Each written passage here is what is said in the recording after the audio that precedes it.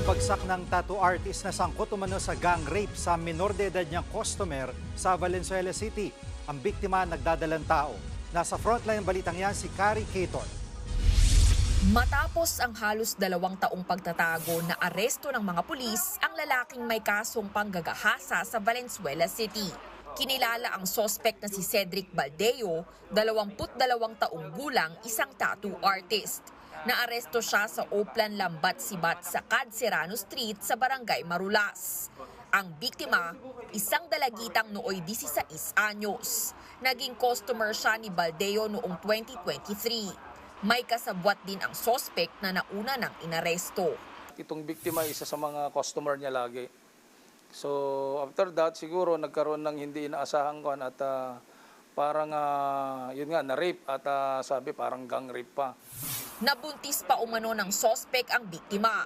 Itinanggi naman ni Baldeo ang mga aligasyon. Hindi ko po ginawa yun. Anak niyo ba yun? Hindi po. Kasalukuyang nakakulong ang sospek sa Valenzuela City Police Station at nahaharap sa kasong rape. Nagbabalita mula sa Frontline, Carrie Cator, News 5. Mga kapatid, Jiggy Manikad po, iba na ang may alam at may pakialam sa panahon ngayon. Para sa konkreto, kumpleto at komprehensibong balitaan sa Frontline, mag-follow at mag-subscribe sa social media pages ng News 5.